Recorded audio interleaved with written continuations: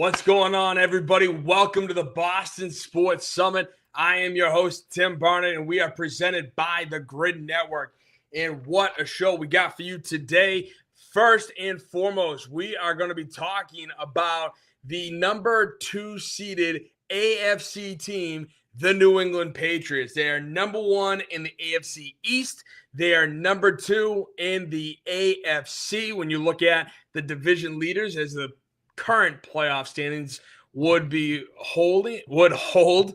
I mean, look at that. Not only is New England a division leader, but Kansas City is out of the playoffs if the playoffs started today. Something beautiful to see. They went down to Tennessee with a task to do something that this team has never done in its franchise since the 1970 merger, which is win 3 straight road games. Now, you're probably asking yourself, what do you mean they've never won 3 straight road games? We have the greatest quarterback in history on our team for 20 years, and he never did it? Correct. He never did. There were 3 times in his career that he could have done it. In 2001, post the Jets, obviously, the hit with Mo Lewis, we didn't do it. 2002, we didn't do it. And then in 2017, we had an opportunity, but we could not capitalize on it. So Drake May was able to go into Tennessee and defeat the Tennessee Titans to make it 3 consecutive road wins in a row. The Patriots find themselves on a 4-game win streak, and I had the prediction this game was going to be a joke. 42-10. They were just going to run away with it from the get-go. I mean, there was, in my mind, no hope for Tennessee. The actual outcome, you could argue there was no hope for Tennessee, but the first half did not look good for New England and their defense. And I'll talk about that in a little bit, but just the fact that we weren't able to run away with this was huge, because without that, I feel like if this was a close game, I feel like one of 2 things is something we'd be asking ourselves, which is, number 1, okay, is this because this was the 3rd straight road game? They're tired. They've been away from home, a lot of traveling, something like that. Or would it be just the fact that, hey, Tennessee, New England played down to their competition and Tennessee was taking advantage of it. And luckily, that's not how the game ended. Luckily, the Patriots did run away with it, being able to capitalize on Tennessee's really dumb mistakes, and were able to, again, run away with it 31-13. So with that, we have, of course, another edition of the Patriots game day grades, starting with A's. I gave A's to Kayvon Chason, Kayshon Boutte, and basically the Patriots themselves as road warriors. Obviously, I've already stated the fact that road warriors, first time in franchise history, winning 3 games in a row. They are 4-0 on the road this year, which is huge because, ironically, we're 1-2 at home. So that needs to flip. But I like the fact that we can play on the road and we're not afraid to go into an opposing stadium and get the W. One of the 2 biggest victories, mind you, are, of course, this past week, or actually 2 weeks ago, versus the Saints, because coming off that massive road win in Buffalo solidified the fact that it wasn't a fluke. Buffalo, obviously, Sunday night, you got the whiteout, the Bills, the best team in the AFC East for the last, 5 years. So that was a massive win. And then going into Miami early in the season during the heat wave, you got the win. Something that this team historically just cannot do. So, yeah, massive W's on the road all around. But That's why I'm calling this team the Road Warriors right now, because they don't care.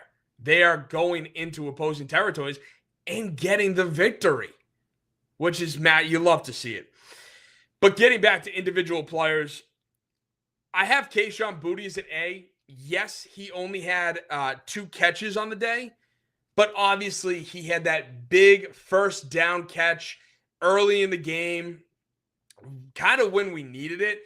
Drake May hitting him on the sideline, except for the fact that May's arm came down on Will Campbell, so the ball was sputtering up in the air. And when you saw it start to float, the first 2 people that you see are not New England Patriots. They're Tennessee Titans right there. And you see them like watching the ball. And my first gut instinct was, oh, crap. You know, like bad. It's going to be an interception, not on Drake May, not necessarily Drake May's fault. But then the ball just somehow traveled right into the spot where Boutte was all by himself, was able to come back, grab the ball, get tackled for the key first down, and then having that 39-yard touchdown catch. As Jason McCourty was saying, Josh McDaniels likes to slow it down. He likes to run the clock out. And then Drake May just steps back and throws a bomb where Boutte was catching right at the fingertips. It was awesome. So I'm giving Boutte an A because all the dude does is catches first downs and touchdowns.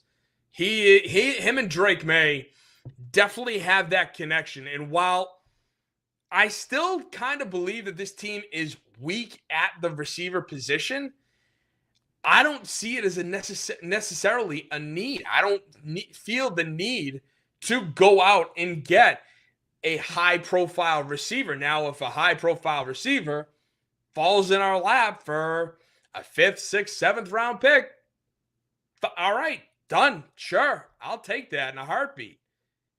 But I don't feel the need that I don't think that the Patriots need to go out and get an A.J. Brown type, a T. Higgins. You know, I know he just re-signed with Cincinnati, but, you know, humor me. But like, we don't need to do that. I feel like what we have, Diggs, Hollins, Boutte, Pop Douglas, they're getting open, they're finding the holes, and Drake May is putting it only where they can get it. There was a play near halftime where we have the ball on our end, on our side of the field, and May just steps up in the pocket, throws the ball. I want to say it was to Diggs, and it was literally the tightest window on the sideline. He had to turn around, but it was perfect where he put it. So that's why in the development with the receivers, including Kayshon Boutte, I think has been absolutely huge, which is why I have Boutte as an A, even though, yes, he does only have 2 catches on the day. The other player, obviously, K'Lavon Chaisson. He had 3 total tackles, 2 sacks. He was getting into the backfield a ton, and he scared the piss out of Cam Ward so much that as he's winding up to go back, whoop, there goes the ball. Frickin' Butterfingers. It just, but, you know, when he couldn't even grip it enough to bring his arm forward, and K'Lavon just saw ball, get ball, and scored with ball. Like, he just a nice, easy scoop and score. Hilarious. Fun to watch. I mean, that was great. I was shocked and laughing at the same time. So, Boutte, Chaisson, and then the team as a whole, you know, stemming from Vrabel all the way down, because they're road warriors. 4-0 on the road. That's a sign of a good team right there. And again, I am not saying that this team is Super Bowl bound, but I think that this team is better than we give it credit for. And obviously right now, yeah, I am over the moon at us being 5-2.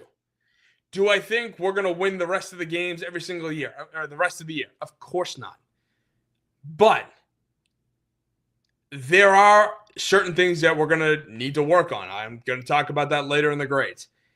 It's just that with what's going on, winning on the road, going 4-0 to start the season, yeah, okay, you're getting teams at certain points, but you're going out and accomplishing the task.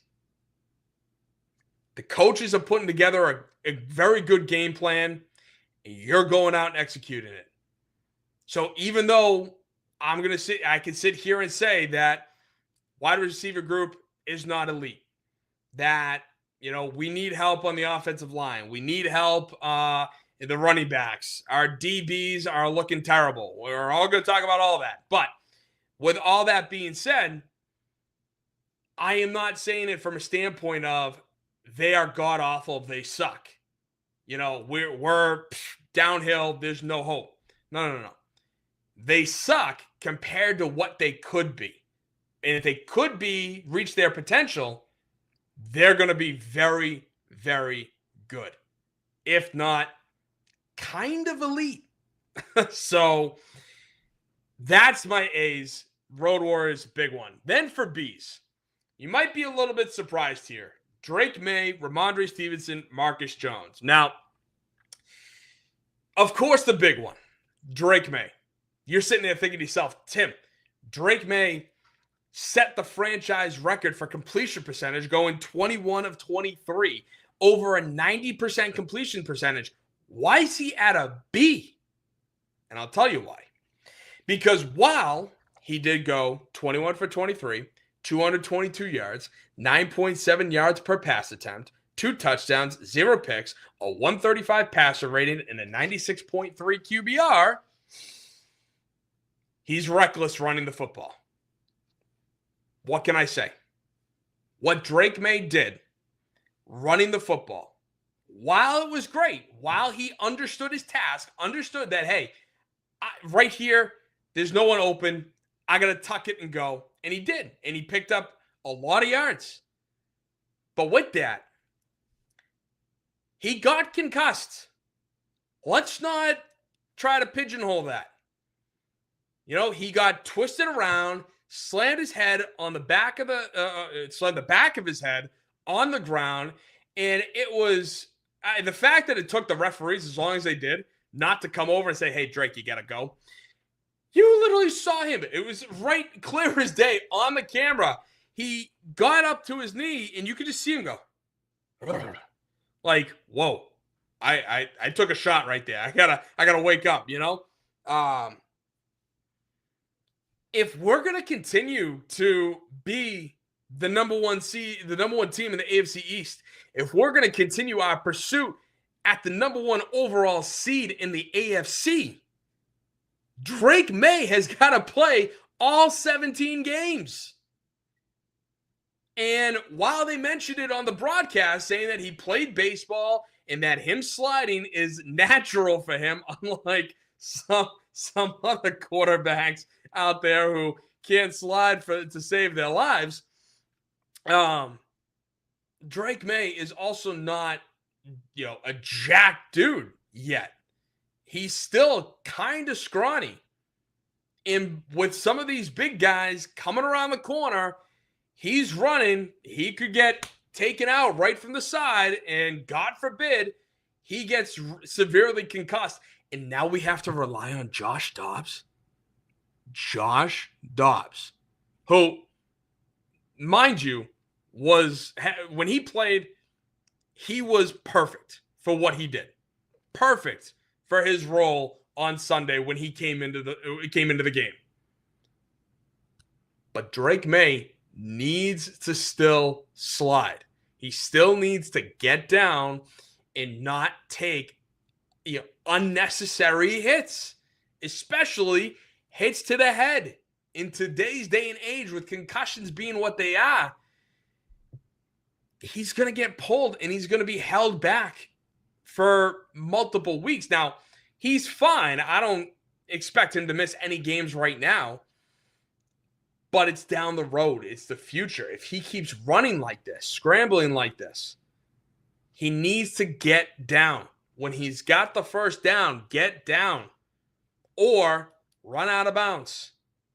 Don't be Patrick Mahomes and, run up and down the sideline, see the guy coming, then step out of bounds and take the hit and be like, hey, I was out of bounds the whole time. No, you weren't. You purposely drew the flag because that's how cheap you are, Pat Mahomes. Goodness gracious. I hate Kansas City, clearly. No, but in all honesty, though, I still believe, like, any quarterback that does that, Mahomes just makes that famous. But any quarterback that does that, is reading the defender coming at him, and at the very last minute, steps out of bounds to then claim that it's an unnecessary roughness penalty because you got hit while out of bounds. It's cheap. It's extremely cheap. I don't want Drake May to do that. I want him to get out of bounds earlier when he's not going to get hit. So as much as I thought Drake May played a great game on Sunday, and he did. He absolutely did. I just read you his passing stats. If it wasn't for the running, or if it wasn't for the concussion, yeah, I would have had him. I would have had him an A. I would have made him his whole other I would have made him a whole other graphic that has A++ on it and wrote Drake May because he was perfect on Sunday. Absolutely perfect. The fact that his passer rating doesn't reflect it is wild. No interceptions, 2 touchdowns, 21 of 23. What, did he have to throw for 250 and 1 more touchdown? Then he would have had a perfect passer rating? I digress. Otherwise, great game from May. Then I got Ramondre Stevenson at B there, second, and Marcus Jones. For Ramondre Stevenson, it was his best game in a long while because what he was able to accomplish this Sunday compared to the last several weeks, it has been really sad. And I say that due to the fact that in the first drive of this game on Sunday, Ramondre Stevenson ran for more yards during the first drive of the game than he did in the last 2 games combined, right? That's how crazy that stat is. And the fact when they read that off, I kind of laughed to myself because it's just like, of course, he was much better today, averaging nearly 5 yards a carry, 18 carries for 88 yards, 1 touchdown. And it did help that Jeffrey Simmons left in the second quarter, with 12 minutes remaining in the second quarter. I think that absolutely played a role into him running for nearly 5 yards a carry. But even when Jeffrey Simmons was in the game, he rushed for nearly 50 yards in that first drive. So that's why I think what he was able to do in that game was great. It just something that I think Ramondre needed. Ramondre needed to have that good of a game because it not only helped out himself in what the confidence that kid needs in order to move further and further, down the season, but also it helped out the team. It gave us the running ability that we haven't had. We put a lot on Drake May the last couple of weeks. And because of that, he's had to do more.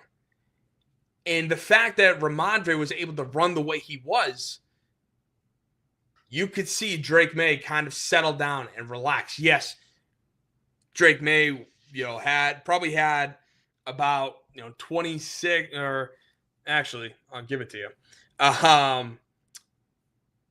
Drake May ran for 8 times. So if you assume, because none of those were designed quarterback runs. So his 8 carries, you add to his pass attempt total. So he went from 23 total pass attempts to 31.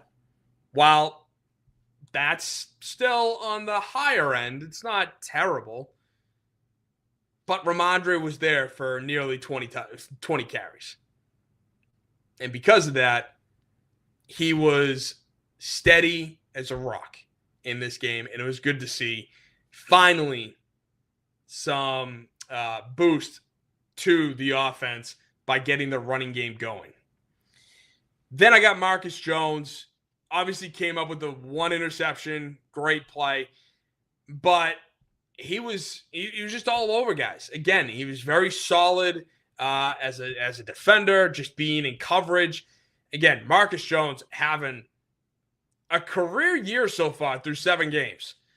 Love what I'm seeing from him. Then for C. So it's going to be interesting because I got Marcus Jones, I got the DB room for C, and then I got Carlton Davis as a D, which I'll talk about in a minute. But for C's, I got the DB room and Will Campbell. Now, looking at Will Campbell, I think with him, he was very good in the run game. You know, I think he was very good there and very good pass blocking, except for the fact that he was getting beat, and beat meaning pushed back several times. And one of those, obviously, was the play that I talked about, the Kayshon Boutte.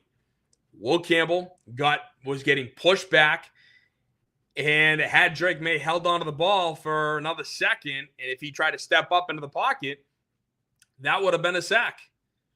You know, woulda, coulda, shoulda. I'm not trying to knock Will Campbell here, but it wasn't a good play. So I think Will Campbell had a good game. Not a great game, but a good game. And that's why I gave him a C. Then with the DB room, it's interesting because the defensive backs have not been our strong suit. And I probably, along like you, thought our defensive backs were going to be arguably the best unit on our defense.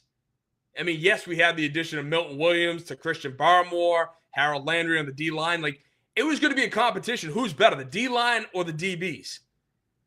And clearly it's the D-line right now. They're getting after it. They're getting home. And our DBs, Carlton Davis keeps tripping over himself every friggin' week. Marcus Jones, like I said, is having a phenomenal year. And frequent guest, Pete Collins, outside of Drake May, Marcus Jones is the most improved player on this roster. Absolutely.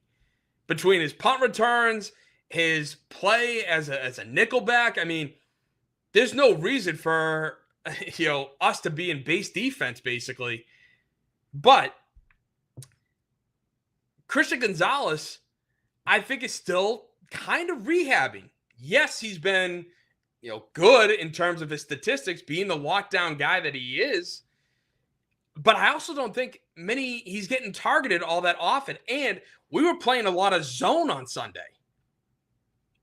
We have 3 guys that are very good man defenders.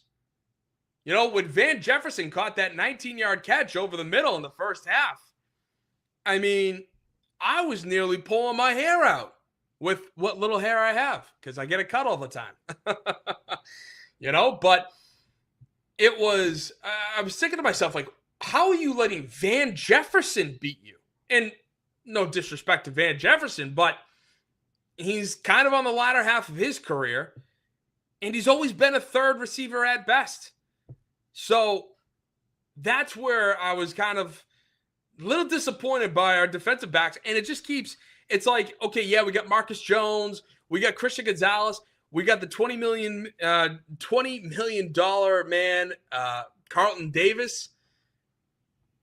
But Carlton Davis is not living up to that $20 million. Carlton Davis and the first half defense deserve D's. Now, I know you're probably thinking during that first half, oh, we'll be fine. We'll be able, and once we got the lead, once Boutte got that touchdown, 39-yard touchdown catch, it was like, oh, okay, we're good. The game's over. And not for nothing, you're right. Once halftime hit and you saw how they finished off the final 40 seconds, it was kind of a joke. But everything up until that moment, I was kind of freaking out. I'm sitting there because all I could think of is the team that I've seen the last 5 years, 4 to 5 years, and that we're falling back. We're playing down to our competition. As I said on last week's show, going into this game, I know it's a trap game. It's a really, we're trying to do something that we haven't done in franchise history, winning 3 straight road games since the merger. But it felt as though we were finally playing down to the competition, and we were making Cam Ward could turn out to be a very good quarterback in this league. But as it currently is constituted, as it currently stands, Cam Ward blows. Cam Ward is awful as the number 1 overall pick. The dude is jittery as hell. Clearly, that Caleb on Chase on scoop and score, you could see him panic, like the panic in his eyes, leading everything up into that moment. But it was one of those situations where how are we making this kid and the 2 rookie receivers, Eric Iomanner and Chimere DK, who, shout out to the Gators, Chimere DK, look like studs. Like, it was blowing my mind and kind of scaring me because, like I said, I thought we were playing down to our competition, going down and down and down all the way, right? That's where I was nervous. But of course, once the second half started, you could see the writing was on the wall. All right, the proverbial carriage has turned into a pumpkin, right? Tennessee finally showed their true colors. Mike McCoy, is not the coach. He interim, sure, but he will not be the coach next season.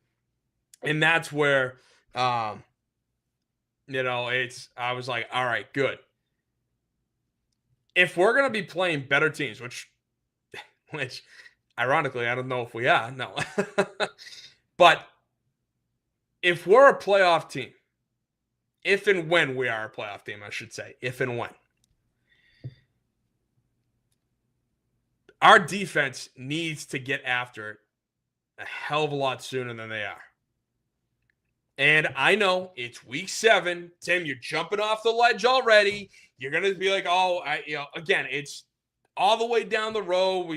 All these things. I get it. I am just talking about the fact that this is something that we need to pay attention to. The slow starts are something that we need to pay attention to. And so Pete continues to comment, 86% of the plays in the second half zone, but a lot of it had to do with a big lead. Christian Gonzalez not being targeted is great. Quarterbacks fear him. Yep, and then he wrote fear. Exactly. And I get that 100%. That's why I feel like a lot of Christian Gonzalez's stats are, I don't want to say skewed, but he's just not being targeted. So how can you really judge him off of not being targeted? I get it. And I'm not saying that Gonzalez sucked on Sunday. Were there a couple plays that, you could argue, okay, but like you said, Pete, 86% of it was zone. I know.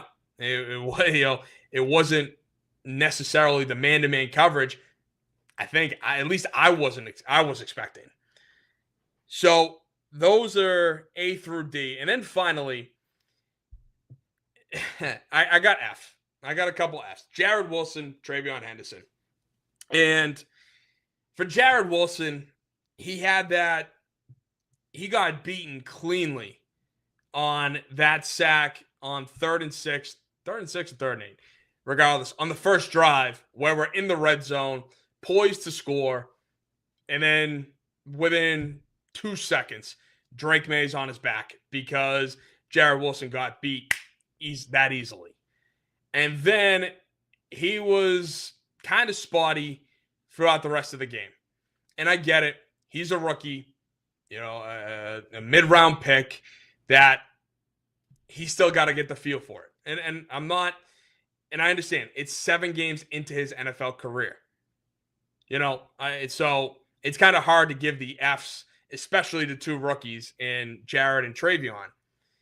But with how Travion has performed, and you mean lack of performing, I get it.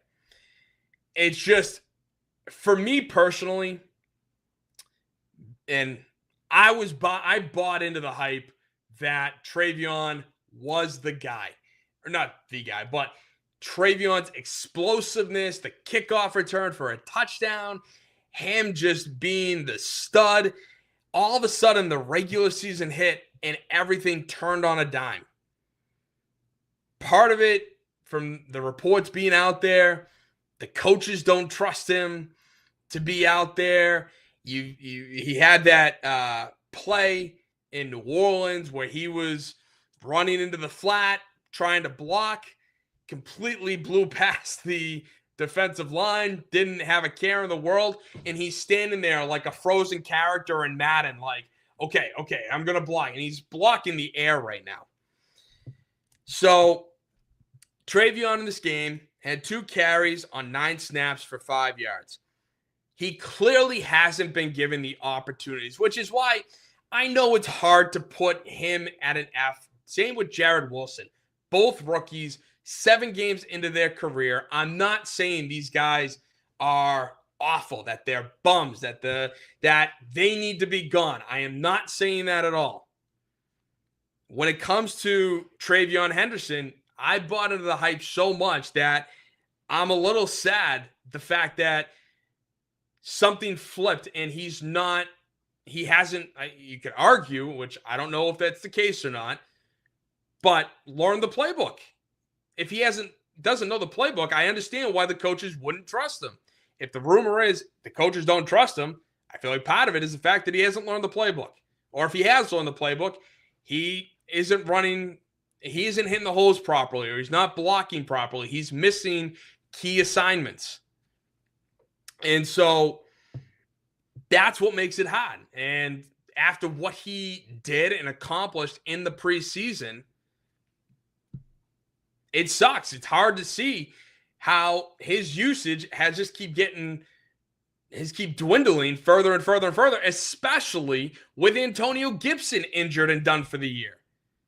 It went from a 3-headed monster running back, group to a 2-headed monster to really one, to one guy in Ramondre. Obviously, with the fact that Ramondre had 18 carries in this game. Even Terrell Jennings got more carries than Travion Henderson in this game. And so, I mean, it's giving Fs. It's not easy. It's not fun.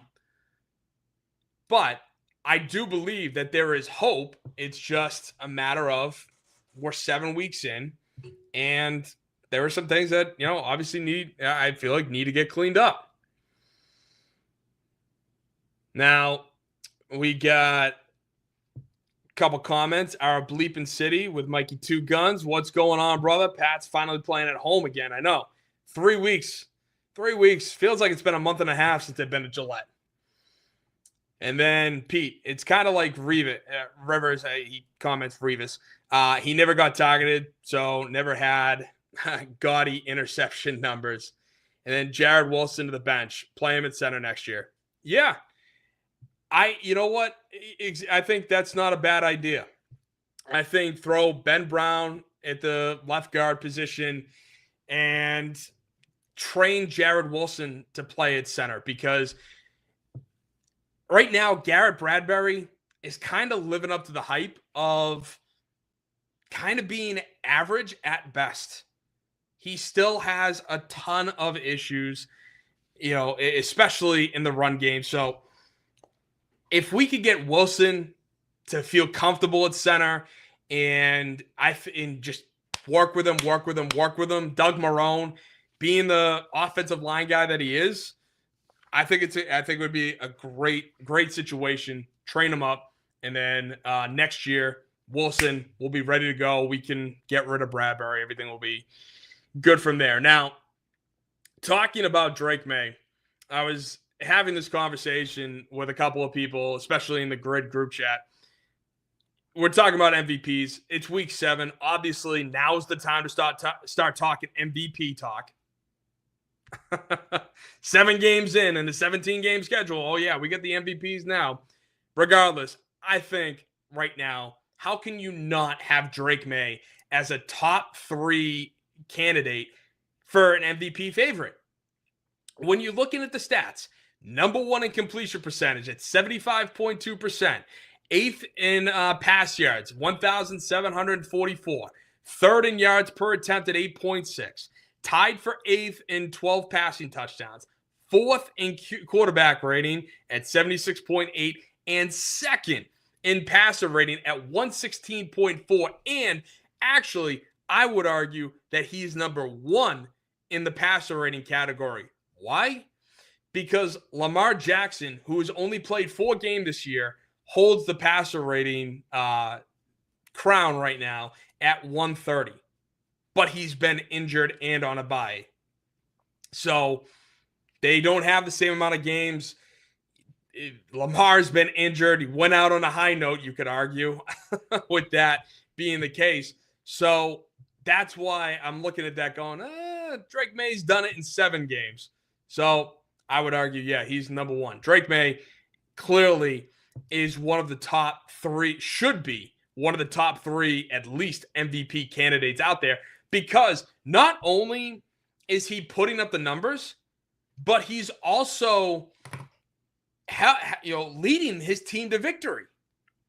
That's, I feel like, the problem with MVPs is MVPs just want to be all about the numbers, all about the numbers. We're not going to talk about anything else but the numbers. Okay, but you can rush for 2,000 yards on a team that won 5 games. You can throw for 50 touchdowns and 5,000 yards, and your team won 9-10 games because your defense is that awful. So really, who is the most valuable player to their team and to the league? I would argue you have to win on top of putting the stats in there. And right now, Drake May is doing that. And you can't convince me otherwise. If you're telling me that Drake May is not a top 3 favorite for MVP after 7 weeks, you might want to check into a mental hospital. I'm just kidding. Well, you might want to get checked out, though. Because Drake May is an MVP. All right, moving on now. We have the Pats finally back at Gillette taking on the Cleveland Browns. Now, this is going to be an interesting matchup because while we all know Cleveland has an extremely mediocre franchise, a franchise that loves to lose, a city that loves to lose. I'm talking to you, Mike Guido, and your Cleveland Cavaliers fans. One of the co-founders of the Grid. But it's going to be an interesting matchup. It really is. Because looking at the position comparisons, they have a really good team. Right now, their defensive line, led by Myles Garrett and Mason Graham, are leading the way. They are a great dynamic duo. And now Myles Garrett is just an absolute freak anyway. But Mason Graham, the rookie, who there were some talks that he could have came to New England in the draft this year. He has been lighting it up. And that's good for him. So when looking at the position comparisons, of course, I'm taking Drake May over Dylan Gabriel. Quinshon Judkins, though, I've got over Ramondre Stevenson, the rookie, out of Ohio State. Travion's running mate. I have the Browns running backs. Then wide receiver through O-line. Patriots all the way. Yes, I like Jerry Jeudy. I like Isaiah Bond. But give me our wide receivers over theirs. Our tight ends are, I think, more stable. I think it's the proper word to use, because, especially with the fact that David Njoku is questionable going into this game. So I like our tight ends. Then for O-line, according to PFF, we have the 6th best O-line in the league. And the Browns have the worst offensive line, according to PFF. And then, of course, defensive line, I've got the Browns. Linebackers was a little bit tougher, but I'm taking ours over theirs. DBs, right now, they are a more consistent defensive back core than us. So I just take them slightly, and then us for special teams easily. But starting off with the quarterbacks, breaking it down, Dillon Gabriel versus Drake May. Of course, Gabriel did not start the year, but filled in after week 2. So he's played 5 games to May's 7, has thrown for 546 yards to Drake May's 1,744. Gabriel's completion percentage is just a tick below 60%, where May is 76.2. Gabriel, to his credit, has yet to throw an interception. Maybe that'll change on Sunday. He's got 3 touchdowns, 0 interceptions. May's got 12 TDs to 2 picks. Gabriel's got a passer rating of 82.5, whereas May's a passer rating of 116.4. And then Gabriel's QBR is 30.4, whereas May is 76.8. So based off the quarterback comparisons, of course, you have to take Dillon Gabriel, I don't want to say with a grain of salt, but him being a rookie, kind of trying to, figure it out and doing a halfway decent job. Kevin Stefanski is giving, Gabriel not asking too much of Gabriel, basically, which is working.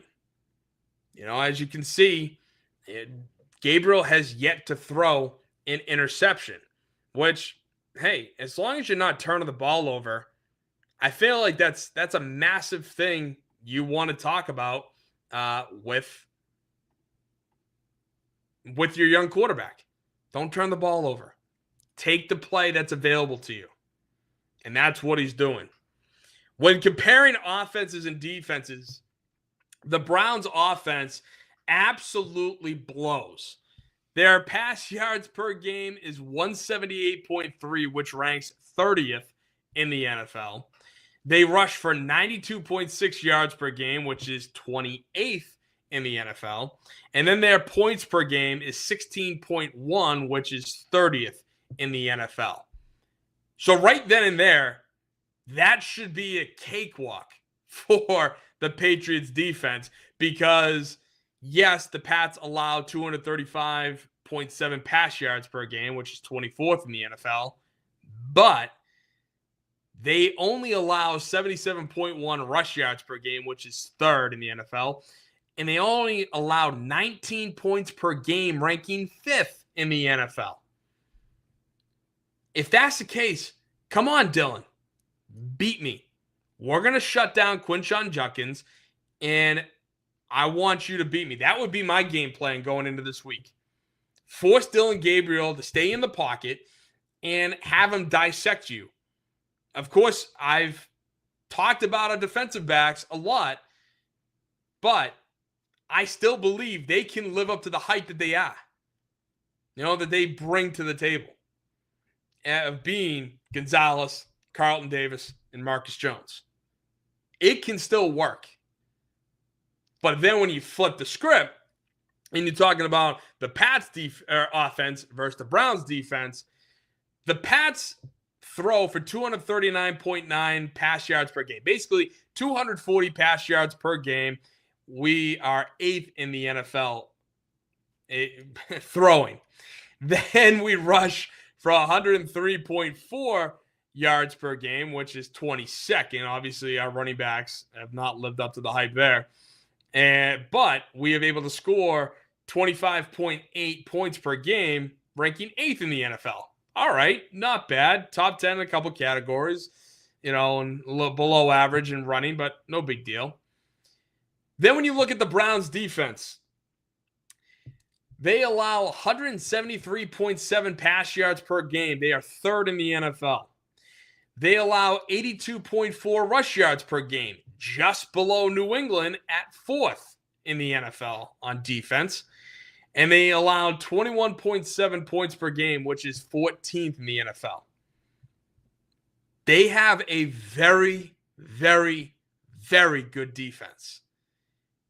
I understand that they are 2-5 right now, but they are not a team to take lightly.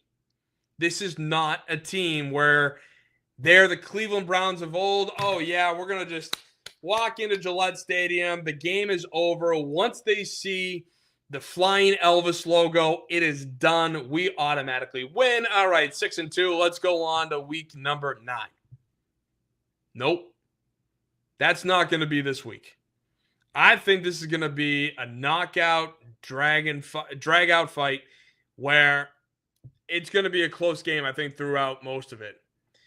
And my prediction is I still believe New England is going to get the victory. They're going to win 24-17, and it is going to be a battle to the end. I think that it's going to be which defense is going to show up. Can Drake May overcome that defense? Is he going to be able to pick apart the Browns defensive backs like he has with the Bills, the Saints, the Titans, the Dolphins? Is he going to be able to do that? Or is Myles Garrett going to get home? And then is Carlton Davis going to stop tripping over himself and maybe come up with an interception? And is our defense going to play up to the hype right out of the gate? Because we have to. Going against a rookie, the last thing I think you or I want to happen is this defense making Dylan Gabriel look like friggin' Peyton Manning. We don't want that. And he shouldn't look like that. So I think it's going to be a good game on Sunday. And the other thing I do want to talk about that when it comes to the NFL is, of course, I have been all over referees from the NFL to college football to the point where it's just gotten so absurd that it's like, you know what? Let's treat these referees like they did in Batman: The Dark Knight Rises. You have a kangaroo court. They miss the blatant call. Then you find them guilty. You push them out into the ice and just let them walk on the icy river, because the referees have been just that bad. Okay? Roger Goodell came out and has said that he wants to use AI for potentially supplanting referees. Now, when I heard that or read that, I was kind of floored because while I am one of the biggest bashers of the referees, I had a whole thing last week. I graded the referees an F on our Pats Saints game because they were horrendous. I also understand that there's some nuance to refereeing, that there are going to be plays that you miss even when you're staring it down, you're looking right at the freaking play. And there are going to be plays that you make the right call on. When they're talking about bringing in robot umpires for baseball and, calling balls and strikes, I get that. That makes sense. Because a ball and strike, as you and I have been taught playing baseball, it is letter high down to your knees and over the width of the plate. That's a strike zone. Nice and simple. It wasn't hard to understand. But if you want to use AI bots, first and foremost, to call, to be the referees for an NFL game, for football games, what is an AI bot's purpose? It's to make sure that if we're talking about refereeing, it's to make the right call every time, right? That's the whole purpose, to make sure that they're accurate. I mean, how many robot movies do we have to watch to understand that? So they want to make the right call. Well, if that's the case, there's going to be a holding call on every play. There's going to be pass interference on every play. There's going to be a roughing the passer on every play. Because it's subjective. Because, yes, Stephon Diggs putting his hand on the shoulder pads of a New Orleans Saints defensive back, not pushing, but just placing, to that referee that we had last week, that's a penalty. But to the referee that we had on Sunday, that might not have been a penalty, Now, granted, the first guy was wrong, but to the AI bot, that's a penalty 100% of the time. Which then leads me to my thought of having AI robots as referees is ridiculous. It's stupid. Yes, I'm talking out of both sides of my mouth. While I'm bashing the refs on one hand, I'm also saying that having the perfect referee and an AI bot is dumber than what happened last week. But it also leads me to my second point when talking about this, which is Goodell and his band of merry idiots called the owners are missing the one key aspect that I think can benefit the game, which is take these referees, stop with the Nepo babies. If they're good enough to be there, then that's totally fine. But just because you're the son of a referee doesn't mean you should automatically get the job. Number one. Number two. Sorry, boys, but it's going to cost you a little bit of money. Because these referees should be full-timers. That's what they're missing, and that is what drove me nuts. Better yet, drove me up a wall when I read Roger Goodell's comment about using AI to be the referees of a football game. Because you're missing the one part of this whole equation that is just so simple. It's right in front of you, but you're too dumb to see it. Make these guys full-timers. Have them focus on football 365 days a year. Have them watch film every single week to see what they got right, where they went wrong, and why they got it wrong. It's going to cost them money. Oh my God, a $25 billion industry doesn't have the money to pay the refs. Oh no, what are we going to do?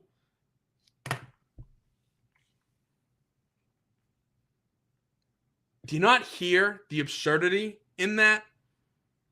It's so simple. It's staring right in front of you. But they won't do it. They refuse to do it because they're too damn cheap. Why do you think they're going overseas? Why do you think that they're trying to get the Saudi money? Which I'm already up in arms over. It's absolutely foolish and stupid and against our values as Americans to go and do that. But that drove me up a wall, seeing Roger Goodell talk about AI bots as potential referees. Like, are you crazy? You have the solution staring right in front of you, but you're too dumb and you're too blind to see it. Going back to my buddies in Vermont, used to make fun of me for saying this line, but they're too stupid to understand what actually makes sense, which is stop letting these guys have a regular day job. Stop letting them be lawyers and whatever. Have them be either a lawyer if that's what they want. They want to be lawyers, fine. Or hire them full time. Why can't we do that? So before I move on to talk some B's, our Bleep It City with Mikey Two Guns, is the Brown defense as legit as everyone's been saying? It is. It is.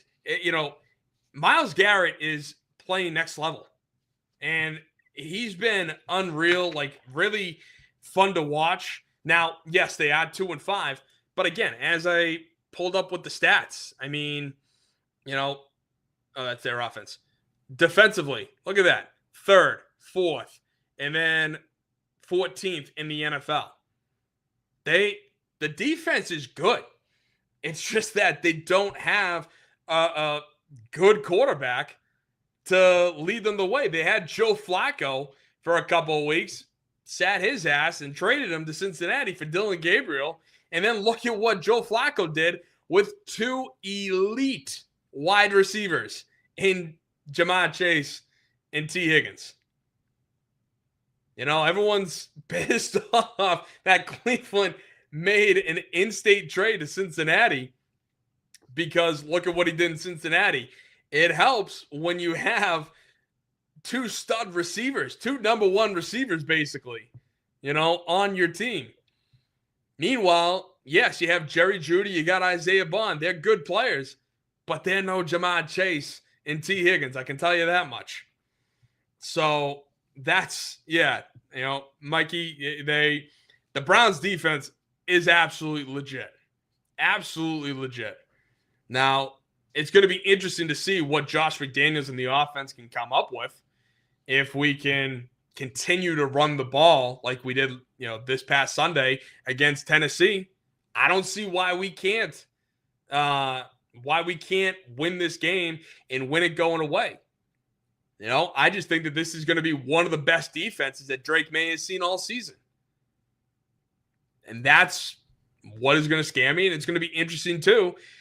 How are they going to help Will Campbell? Are they going to help Will Campbell, number 1, if Myles Garrett lines up on his side? And 2, if they do, or if they don't, how's it going to work? How's Will Campbell going to play as a rookie going against a future Hall of Famer in Myles Garrett? So I'm really intrigued for this Sunday's game. I think it's going to be a knockdown, drag-out fight.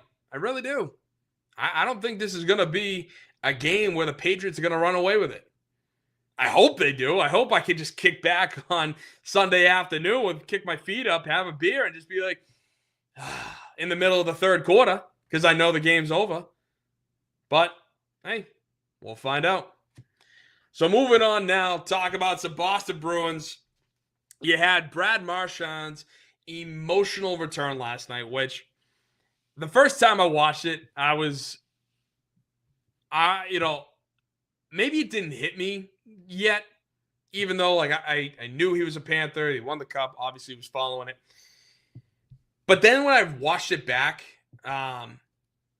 seeing some of the old footage, then seeing his reaction, which is what was so beautiful about it. His reaction to seeing, him put his finger up on the glass, saying hi to his daughter, was beautiful. And you could see, as soon as you saw that, waterworks. He was done. He was done for a couple of shifts. Like, he could not get it together. And I was so glad, because I had a feeling that we would all, be cheering for him. But he absolutely deserved all the cheers, all the applause. 16 years in a Bruins uniform, a Bruins sweater. It was great. And he never wanted to leave. He never asked out. He never asked to be traded. And that's why, I was glad. And it kind of bothered me because there were a handful of people on Twitter who were taking the negative side of it, who wanted to boo him, who wanted, all the animosity. And I was pissed because if you think about it, okay, yeah, there was a lot of issues last year. Him as captain, the alleged rift between him and Pasternak, and then him and Swayman. Swayman was all up in his feels last year. He got the $8.25 million contract when I think everyone in that locker room and myself would argue that he didn't deserve it. Now, I don't know about the people in the locker room, but I'm just saying, because he was never the number one guy ever. Yeah, he had a good playoff run, but if you look at his stats beforehand, he was fine. And he was splitting time with Allmark. He never won the number one job outright. And so I thought it was a great move by Don Sweeney to get a first-round pick for Marchand. And also, I thought he did right by him by sending him to Florida.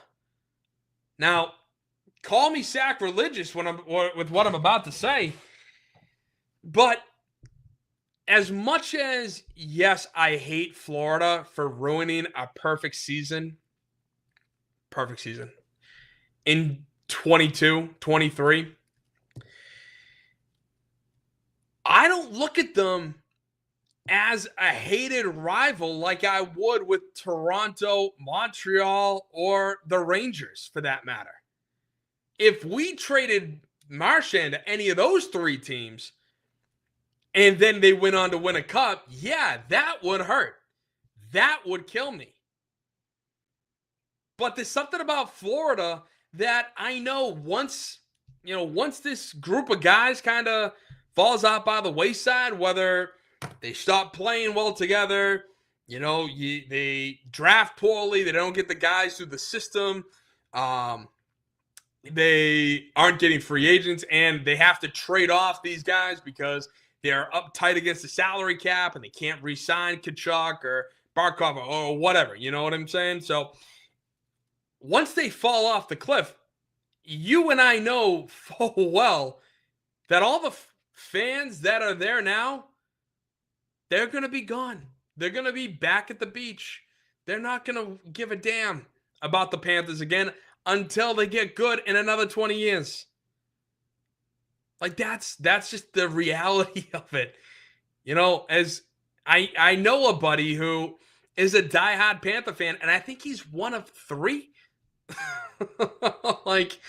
So I don't look at the Panthers as an immediate rival that I'm bothered by. And so that's why I think, with people saying, we should have booed Marchand or all these things. And there was one guy I responded to on X. I'm not going to name him outright because I just don't think that's the right thing to do. I responded to him going, I responded to him because I felt like he was rewriting history, saying that, Brad Marchand, was this bad guy. And he wasn't saying that in his tweet, but with him saying, that we should all support Brad. He was responding to another tweet where the first tweet was saying that we should support Brad. We love you, Brad. And I think his comment was speak for yourself or something of that nature. And then I responded to it because I'm like, dude, what's your problem? It's ridiculous. Brad Marchand should be still loved in this city. All the stuff that he went through for Boston, yeah, he won one cup and helped us get to two other cup finals. And unfortunately, yeah, we lost those, which still sting and hurt and sucks and you name it. But he bled for this city. He went to war for this city, basically, wearing that sweater every week or every game. And the fact that he got traded to Florida, I don't care about Florida. Like, I know some of you others that do. I don't. They're a good team. And they're a team a lot like Brad. Yeah, I was screaming at the TV when Bennett sucker punched Brad Marchand in the 23-24 season. But now, like, a couple of years later, and the fact that we're not that good, I don't care about them. I don't. You know? Not like I do Montreal or Toronto or even New York. Those three teams, I will have this burning passion of hatred that I will take to my grave. Because I can't stand them. Just like they shouldn't be able to stand us. Philly, even. That's another one. It just popped into my head. So I was really happy, and it was beautiful. Like, honestly, between the fans, between Brad, just all the emotion that got wrapped up into the TD Garden, it was awesome. It was great to see. Like, just so much fun. And then, of course, the game still had to be played, in which the Bruins sucked for the first two periods, and then Swayman came up with a massive save that kept us in the game, kept it a 2-0 game. And then the Bruins actually did something I didn't think they were going to do, which was fight back. You know, I was pleasantly surprised. Like, all right, let's go. You know, they scored the first goal. They get a power play. 2 minutes from the first goal on the power play, they tied it up at 2 apiece. It's like, all right, let's go. Then they go down 3-2.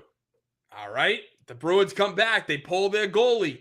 They tie it up. It's 3-3. All right, we're going to overtime. At least we're going to get a point out of this. Ha! Is what the hockey god said to every Bruins fan last night. Because the Bruins, for all their strengths, which is very little, by the way, they killed themselves on that game last night because of the fact that here it is, 30 seconds left in the game.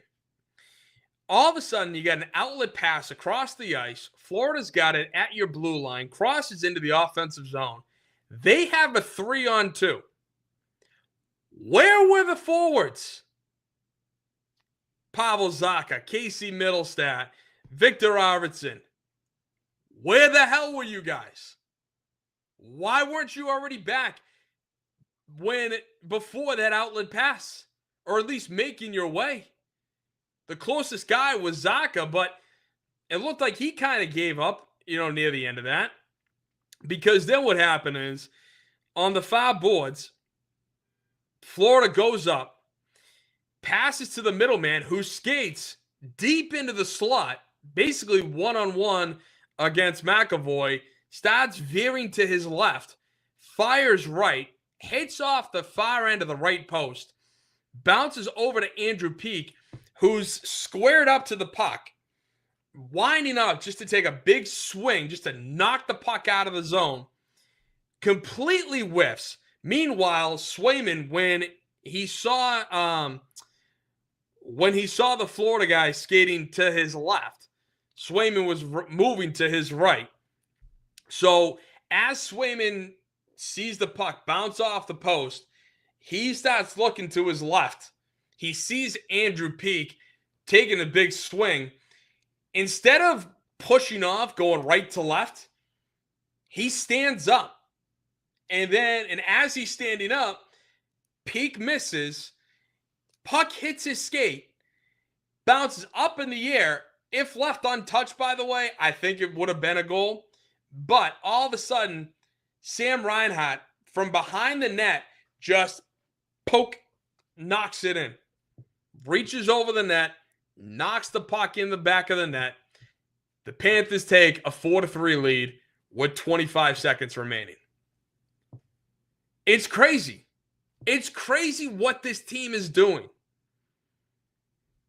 Because this is supposed to be a team that's built on defense. Mason Lowry was awful. That second goal is the second or third goal. I think it was the second goal of the game. Mason Lowry got manhandled and just got shut, basically pushed out of the way. Got a one-on-one against Swayman with Lowry on the guy's back, but it didn't matter. Lowry's not strong enough. He's 6'5" and is what? 220, 230 tops? He's a scrawny kid playing defenseman. He needs to build up. He's weak. And then, so that obviously gave Florida the lead. Not to mention, of course, Lowry not clearing the puck on the first goal of the game from the right slot, the right circle, excuse me, which I would say shame on Swayman too. Yeah, Lowry couldn't clear it, but no one should ever score from the circle like that. I'm sorry, it just shouldn't happen. So this team that Marco Sturm wants to be built defensively is 15th out of 16th in goals allowed all season with 26.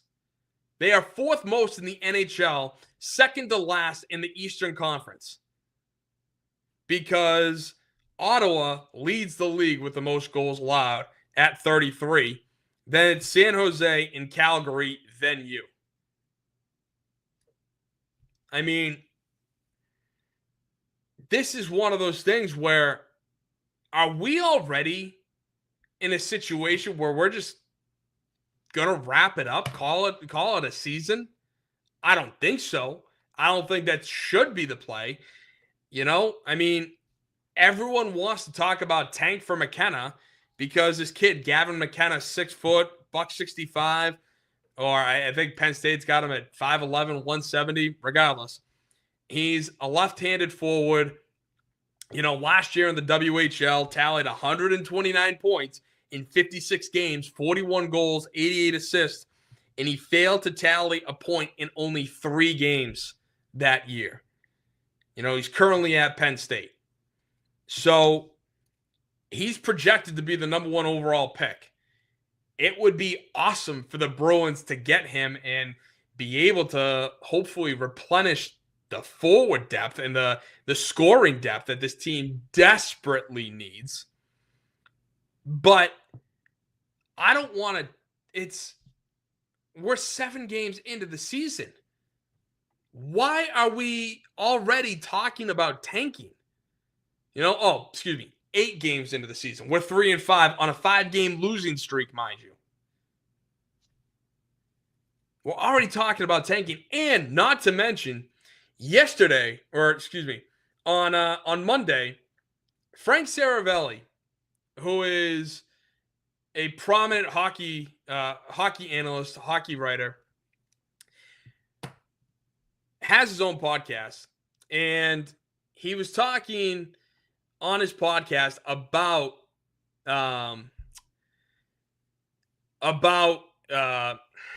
Casey Middlestat, and just how Casey is not the guy to lead a team, which kind of was one of those things like, wait a minute, what? Craig Button is the man who's I'm about to play the audio of. He's the one that has some pretty damning words when talking about Casey Middlestat. Here's the video from Frank Saravelli's podcast. Take a listen. Such a lack of centers. Can Casey Middlestat be one of those guys? Well, I don't think he can be a number 2 center. I think that the Colorado Avalanche made a horrific trade, moving Bo and Byram. They were trying to replace Nazem Kadri. I get what they were trying to do. Casey Middlestat was not the right guy. Now, I'm going to be really straightforward. I've watched Casey for a long time. I don't think it's about Casey lacking skill. I think it's about Casey lacking competitive spirit. So if you want a player with a little bit of skill that can tease you a little bit, that doesn't compete, Casey's your guy. If you're interested in winning, and the Boston Bruins are interested in winning, the Colorado Avalanche are interested in winning, I'm not going anywhere near Casey Middlestat. He doesn't compete. His competitive spirit is poor. I don't know about you, but that is as damning a words as you could ever say about a professional athlete. That, yeah, the kid's got all the skill in the world, but he doesn't compete. He doesn't care about winning. His competitive spirit is not there. That's awful. And Casey Middlestat is our number 2 center because we had to trade away Charlie Coyle. We had to get rid of Brad Marchand. Yeah, we have Pavel Zacha, but we moved Zacha to the wing because he's better at the wing. Like, we're not good again. And if that's going to be the case, I mean, yeah, Swayman can come out and make some big saves, but how long is that going to last? How long is this going to last with this team before they just pack it in? Before we hit the trade deadline in March, and it's like, all right, here, another fire sale, boys. Let's get as many first-round picks as possible. Let's let Don Sweeney do his work. I am nothing if not fair, and what Don Sweeney does in the NHL, the pro scouting and all that, it's pretty good. Yes, getting Hampus Lindholm hasn't worked out. A lot of it has just not been great. Lindholm's been good, but not great, and he gets injured. On top of, bringing in, trading Allmark to Ottawa in order to get Jonas Korpisalo, who is an overpaid backup. I know the salary cap keeps going up, but still, $4 million is a lot to pay for Jonas Korpisalo. And 8 games into the season, it already feels like we're in tank mode. And the crazy part is you have you got, my goodness, Marco Sturm, excuse me. Can't believe slipped my name. Ty Anderson, Bruins beat writer, talks about, or tweeted out last night, quote, Sturm says he's trying to get everybody on the bus, but, quote, there's still a few players missing, end quote, and it's his job to get them on board, end quote. That was a tweet written by Ty Anderson, which, what does that mean? There are still a few players who aren't on board already, on the bus? So you're telling me that there are still a few players in that locker room who aren't buying into what Marco Sturm is selling? And yeah, it is his job to get everyone on the same page, ready to go, to make sure that, hey, this is the time. Now is the time to go out. And yeah, we're under a brand new leadership group. I'm a brand new head coach, first time head coach in the NHL. He has to earn the players' respect, just like the players have to earn his respect. But we're 8 games into the season. Why are there still players not, quote unquote, on the bus? Sturm's going to be here for a little bit, guys. Right now, the best thing to do is just buy in. Just be like, all right, let's do it. Keep your head down and let's go. My next thought is, who is this? Who are the guys that aren't on the bus? Who are the guys that aren't sold on Marco Sturm right now? Because we're already talking about a mutant, not a mutiny per se, but we're already talking about players and coaches not getting along, not living up to the billing. It's ridiculous. It's crazy. And if Casey Middlestat is one of those guys, well, see ya. Done. Bye. Adios. This team is already 8 games in, and we're already talking like this. I don't want that. Hell, I have the Bruins as sneaking in as the 8th seed, but the way they're playing, the way everything seems to be going, we'd be lucky if we even are in the hunt by, February and March. We'd probably be long gone by that time. At least it's how it currently feels. So, I don't know. I mean, we're either going to be in for a long season with the Bruins or they're going to try to keep it interesting. I like the fight that they showed last night against Florida, but obviously it wasn't enough because obviously they still have the same issues. Low rise is stiff, peak blows, Zadorov, these guys aren't good right now. I don't know what the deal is. Well, at least now we can talk about another team in the TD Garden that has potential. The rest of the NBA media wants to say they're going to suck. As I said to you last week, that BetMGM has them over under at 40.5 wins. And here I'm thinking, that's ridiculous. Why is it set at 40.5? Smash the damn over, guys. That easy money. They're playing right now. The Celtics have a 2-point lead over Philly, 45-43 in the second quarter. Just because we don't have Jason Tatum doesn't mean our team is trash. Yeah, we have Neemias Queta as our starting center. But other than that, Jaylen Brown, Peyton Pritchard, Derek White, Anthony Simmons. We have guys who can go out and score. Yeah, Simmons is going to have to play defense. But I think this team is better than 500. And all you need is 500 to win the damn bet. That's it. That's all you need. What are we doing? So, when looking at the season, I have the Celtics actually going 50-32. Oh, crap. Sorry. Well, it doesn't matter because I got the Celtics going 50-32. All right? That's my thing. Meanwhile, I have the Pacers going number 1, Cavs 2, Knicks 3, Magic 4, Celtics 5, Pistons 6, Hawks 7th, Bucks 8th, Sixers and Heat 9 and 10, part of the playoff game. That's what I got. I think that this is Jaylen Brown's time to prove that he is a true number 1 on a contending team.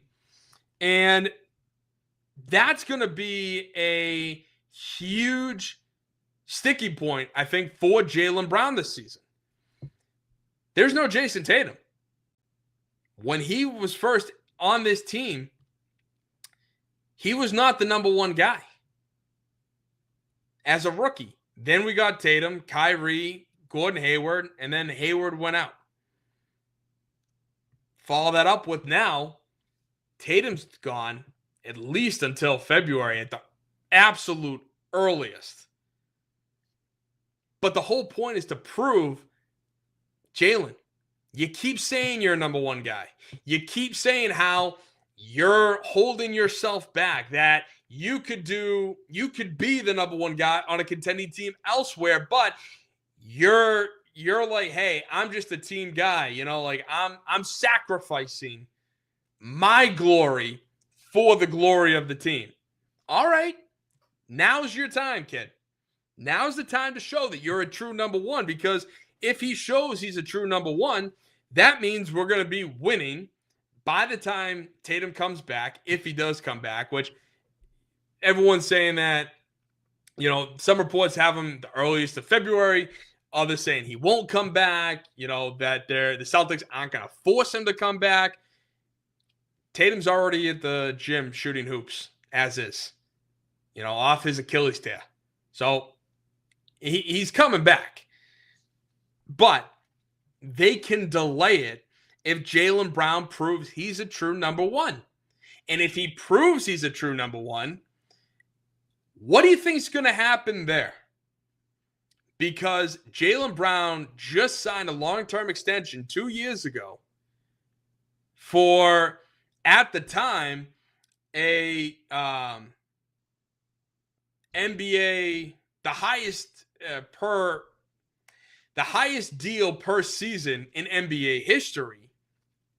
And yet he was not even the number one guy on the team by that point, or at that point. That was Jason Tatum. Now he can prove that he's worth the money. And if he proves he's worth the money, what do you think that this ownership group is going to want to do? They're going to continue to want to pay both him and Jason that absurdly ridiculous amount of money? 2 supermax contracts like that?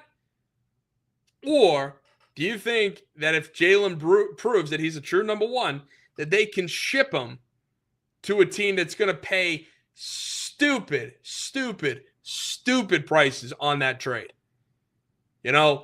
5 number ones, couple of pick swaps, all unprotected, on top of a couple of players, above average, maybe a very good player. That's going to happen. That's going to happen. So you got that, or we're going to be average this year. We're going to be that 500 team that the NBA world seems to want to predict. And then Jaylen Brown is truly going to be the number 2.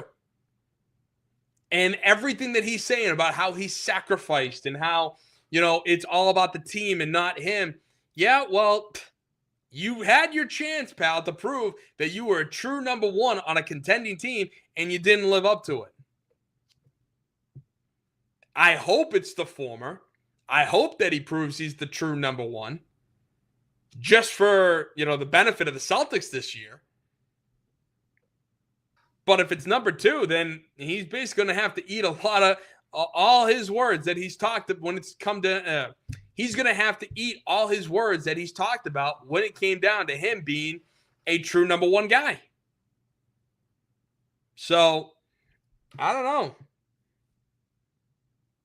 What do you think is going to happen with Jaylen Brown? Let me know in the comments down below. Is he going to live up to the hype? Because also, too, I understand he's, dealing with some injury issues himself. But we got Derek White, Peyton Pritchard, 6th man of the year, Peyton Pritchard.